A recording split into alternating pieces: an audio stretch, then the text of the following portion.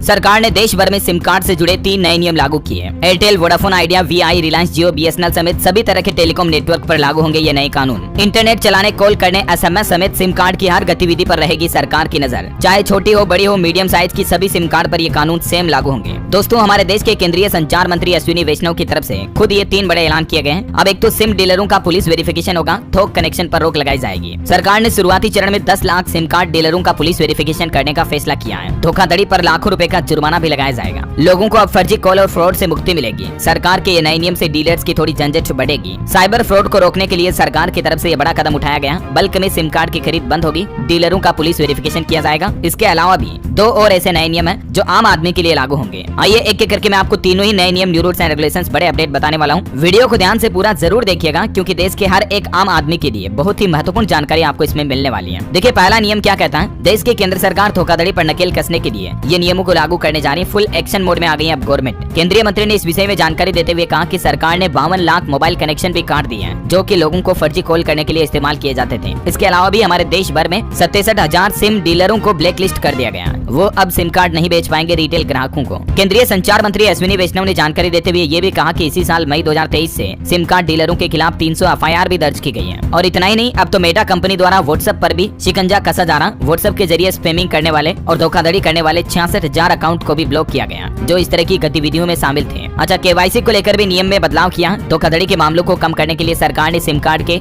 Digital KYC को अनिवार्य कर दिया। केंद्रीय मंत्री अश्विनी वैष्णव कहते हैं कि व्यवसायों की केवाईसी यानी कि कॉमर्शियल सिम कार्ड की केवाईसी और सिम लेने वाले व्यक्ति दोनों की केवाईसी की जाएगी। वहीं आधार कार्ड का वेरिफिकेशन अब क्यूआर कोड के जरिए ही करना होगा। तो ये पहला नियम तो दोस्तों सिम कार्ड डीलर्स और कंपनियों के संबंध में लागू किया है, राइट। अगर जो कंपनी इस नियम को नहीं मानती है उन पर 10 लाख रुपए का जुर्माना भी लगाया जाएगा। इसके अलावा अगला महत्वपूर्ण नियम देखिए, अब एक आईडी पर नहीं चला पाएंगे खूब सारे सिम कार्ड। दरअसल अभी मौजूदा नियम के मुताबिक आप अपने एक ही आईडी पर यानी कि एक व्यक्ति अपने आधार कार्ड पर 9 सिम कार्ड खरीद सकता है अधिकतम, राइट। लेकिन इस पर भी सरकार अब लिमिट लगाने जा रही है। एक व्यक्ति को सिर्फ अधिकतम 4 सिम कार्ड ही मिलेंगे। नई सब्सक्राइबर गाइडलाइंस का भी आज ऐलान हो सकता है क्योंकि डीलर्स के लिए ये नियम लागू करने के बाद अब सरकार रिटेल ग्राहकों के लिए भी ये नया नियम लागू करने जा रही है। एक व्यक्ति को सिर्फ 4 सिम कार्ड ही मिल पाएंगे। अच्छा, इसके अलावा तीसरा अपडेट मैंने आपको हाल ही में बताया था। ट्राई की तरफ से सभी टेलीकॉम कंपनियों को कहा गया है कि आए दिन लोगों के पास जो कंपनियों के प्रमोशनल एडवर्टाइजमेंट वाले स्पैमिंग कॉल्स आते हैं जैसे क्रेडिट कार्ड, बैंक वाले, तो इस तरह की फोन कॉल्स और एसएमएस पर रोक लगाने के लिए आर्टिफिशियल इंटेलिजेंस युक्त सिस्टम डेवलप करने का आदेश दिया है ट्राई ने सभी टेलीकॉम कंपनियों को, है ना। वैसे दोस्तों, सबसे अच्छा नेटवर्क किस कंपनी के सिम कार्ड में आता है, कमेंट करके बताइए मुझे।